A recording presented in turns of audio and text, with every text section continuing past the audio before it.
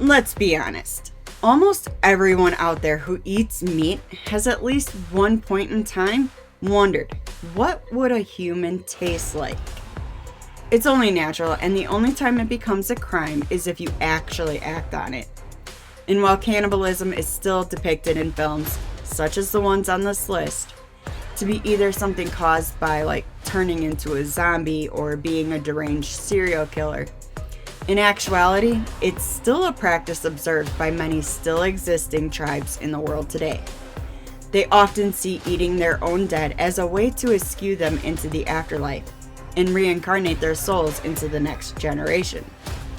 Not unlike Buddhists, who also believe in something simpler, and so thus they practice non-violence and are wary of even killing the tiniest of insects. Before we begin, please like, share, and subscribe to our channel. Every new sub helps us achieve our goal and keeps us motivated to create new content. With that being said, I'm your host, Jamie, and here are 10 films featuring cannibalism. Number 1. Cannibal Ferox. Umberto Lenzi's 1981 film Cannibal Ferox, not to be confused with 1980's Ruggero Deodato's film Cannibal Holocaust, is one of the most prominent and violent of the cannibal film craze that developed in Italy in the 80s. Cannibal Holocaust is about a rescue mission in the Amazon of students making a documentary about a cannibal tribe. Cannibal Ferox involves a trio of anthropologists, two siblings trying to prove cannibals don't exist. Which I personally find hilarious because we all know who that's gonna go. So they stumble upon cocaine dealers who ultimately aggravate cannibal tribes. Cannibal Ferox is brutal, having one of the most talented makeup artists on board, Gianetto De Rossi. He has worked alongside A-list directors like Sergio Leone of spaghetti western fame, most notably the epic Fistful of Dollars trilogy, as well as Dario Argento, known for his striking visuals in films like Suspiria.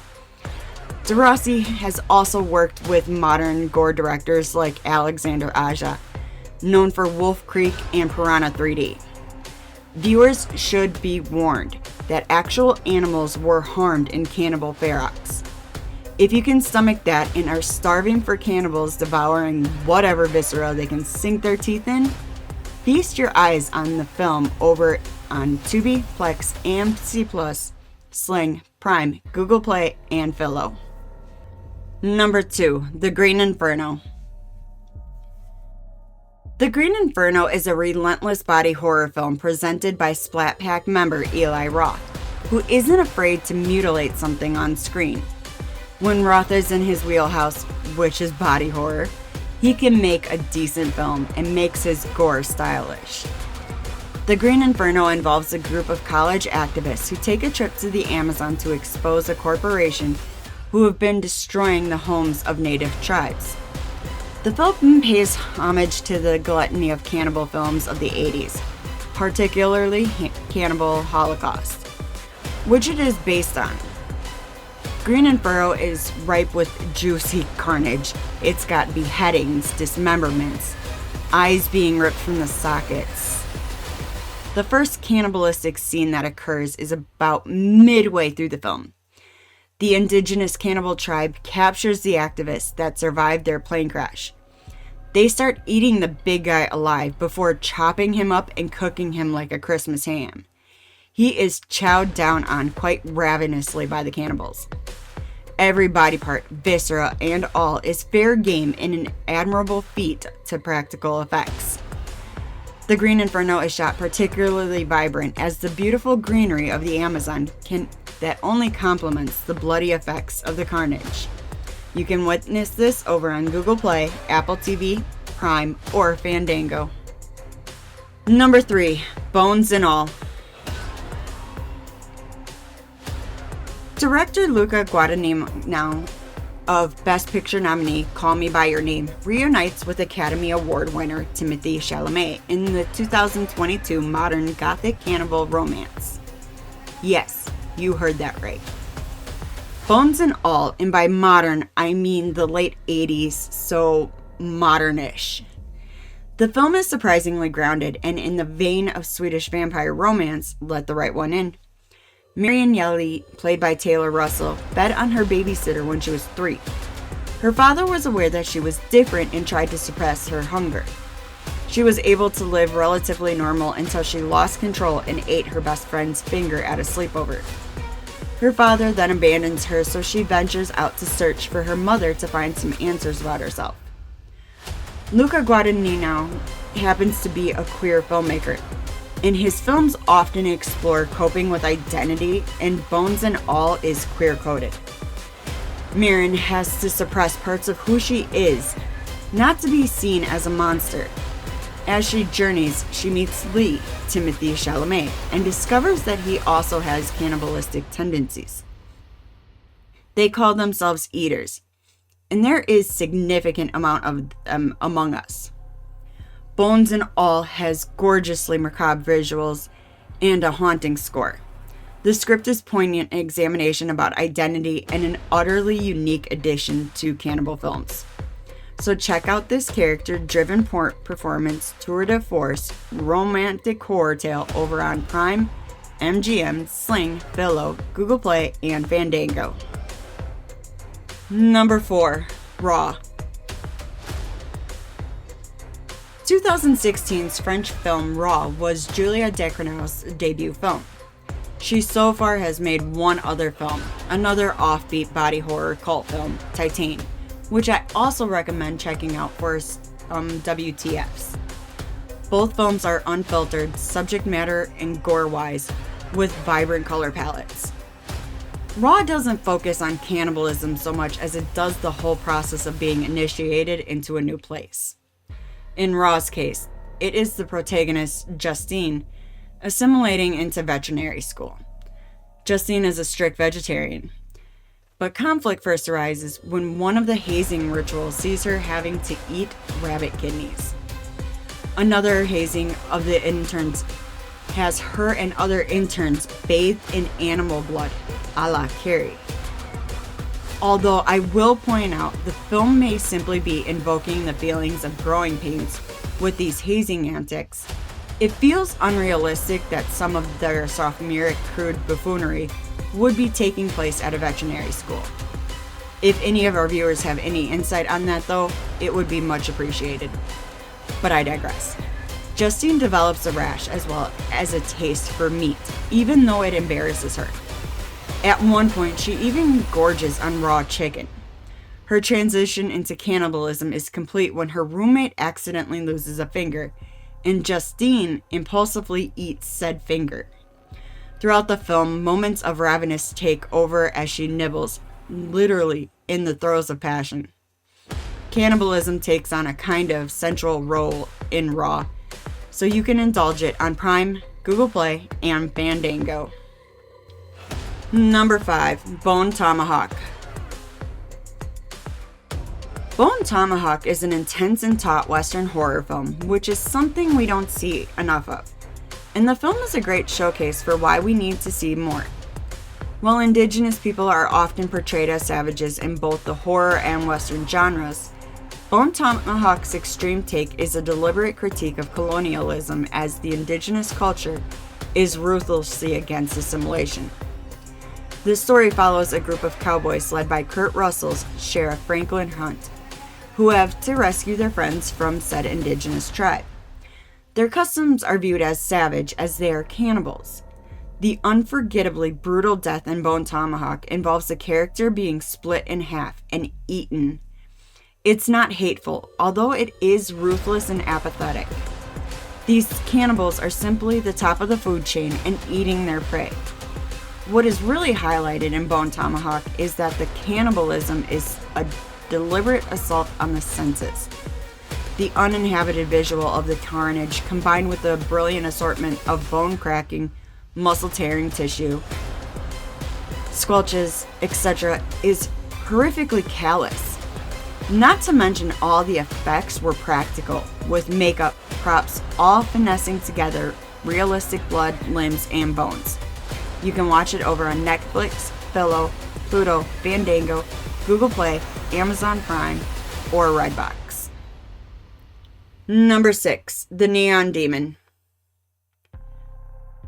2016's The Neon Demon, or Demonio de Neon, was directed by Danish filmmaker Nicholas Winding Refn, best known stateside for his 2011's Drive starring Ryan Gosling. Ref also re-teamed with Drive composer for The Neon Demon for what he described as a sparse electronic score. The sound pairs well with the neon pinks, blues, and purples in The Neon Demon's color palette. The film stars Elle Fanning as a naive, small-town 16-year-old girl, Jessie.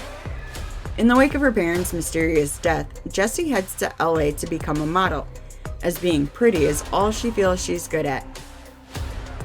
Keanu Reeves also stars as a creepy hotel manager, which admittedly was hard to believe because it's hard to dislike Keanu. Although he's kind of amusing and his dialogue is stylized in a sleazy noir fashion, and Reeves has fun with it. For all you Reeves fans, his part is small. Regardless, those expecting a hardcore cannibal film may be disappointed, as we don't even get a taste of that until about halfway through. The Neon Demon, I never thought I'd say this, but the film is about subtle cannibalism, as we don't get the explicit feasting we do from other films on this list. It's also very atmospheric, since it is a psychological horror film about the mental and physical dangers inherent in our beauty standards. There is no literal neon demon. Sorry for all those who may have been fiending for demons. The Neon Demon is vanity itself, so experience it on Prime, Freevee, Google Play, and Fandango. Number 7, Ravenous. 1999's Ravenous opens with Captain John Boyd, played by Guy Pearce, being honored for his duties in the Spanish-American War. He starts off having flashbacks of his men brutally dying, and it's eventually revealed that he played dead instead of saving his comrades. The stellar cast also includes other prolific character actors such as Robert Carlyle, Jeffrey, and David Arquette. Captain Boyd is stationed at a captured Mexican way station with a skeleton crew of misfits after the general learns of his cowardice in the war. Ravenous is a graphic and serious horror film, but the skeleton crew of soldiers adds some levity to the film early on, which I appreciate. Throughout the film, we are graced with flashbacks and such, giving us better insight on why Captain John went through. Not long after John joins the way station, a traveler by the name of Coquelin shows up, famished and afraid. This is the story he describes. He claims to have been without food for 3 months, but has eaten. The wagon train he was part of got lost and resorted to cannibalism. Allegedly, their leader as well as others in the party had become addicted to the taste of flesh. A man who was part of their wagon died of malnourishment. Out of desperation, the group feasted on the dead man for nourishment. The audience has to take Coquelin's word for all of this. Ravenous toys with the idea that men who feast on human meat are irrevocably changed. They gain strength but also develop an insatiable appetite for the flesh of man. Coquelin heard a piece of Native American folklore that said if you eat the flesh of another, you absorb their energy, their soul. That's where the legend of the Wendigo that is teased plays out. And Ravenous' taught exploration of more heady concepts in folklore makes it all the more enjoyable. If you don't feel like thinking through and just want to see folks gouge on gore, there's plenty of that too. The whole production design is impressive with sick carnage effects and a beautifully bittersweet score.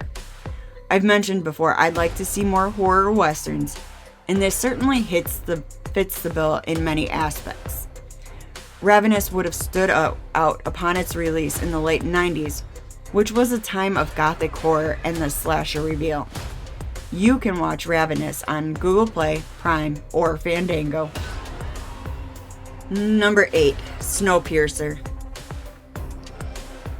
Before Bong Joon-ho generated waves with his Best Picture winning masterpiece, Parasite.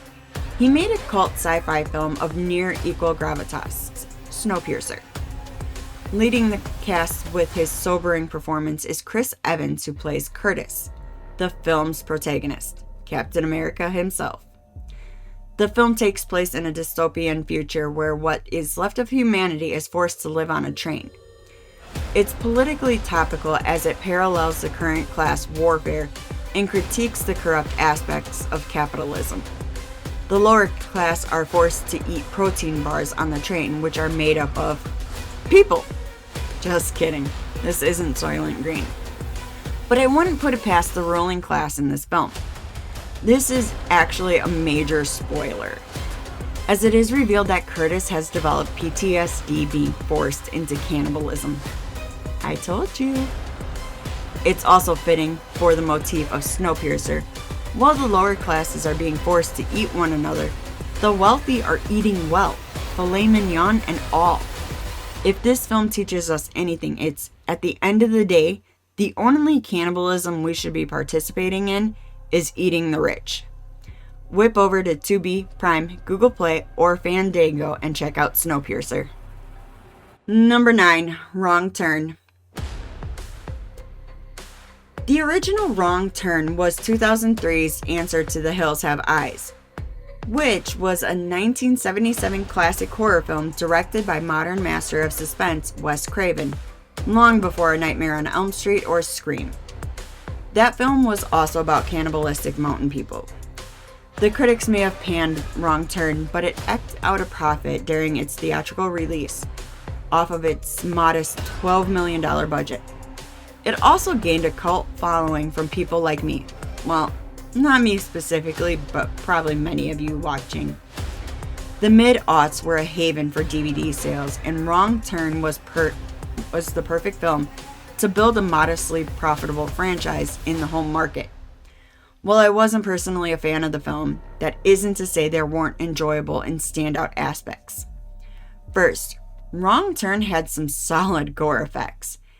And with cannibal films, it's essential to have at least one person eaten alive in a horrific manner.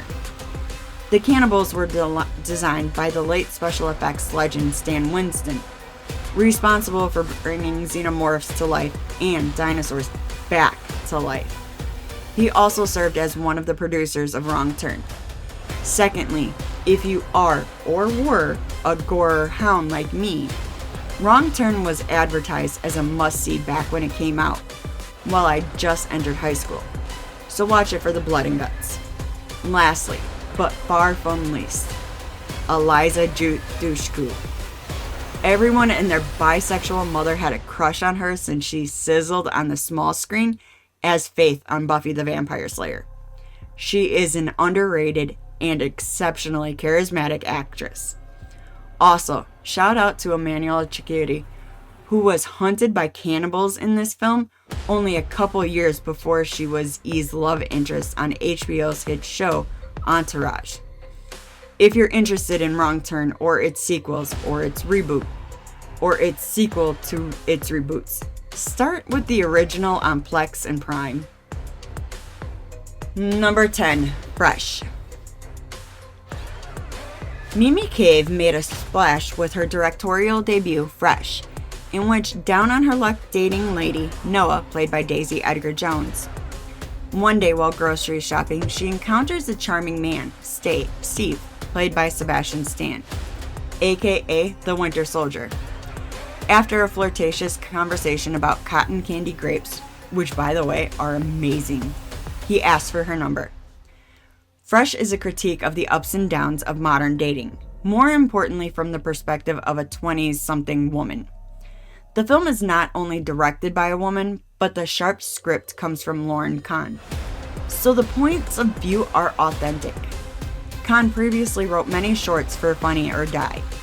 She was also a longtime assistant to prolific comedy producer, writer, and director Adam McKay, behind hits like Talladega Nights and The Big Short. McKay is also a producer for Fresh, and it's not completely out of his wheelhouse as it is a horror comedy. Cave's direction is phenomenal, as the film's narrative beats more rom-com with subtle elements of horror sprinkled in. At least through the first third of the film, there is a shift in tone as well as color palette once Noah goes on vacation with Steve alone. We learn that Steve is in the business of selling human meat.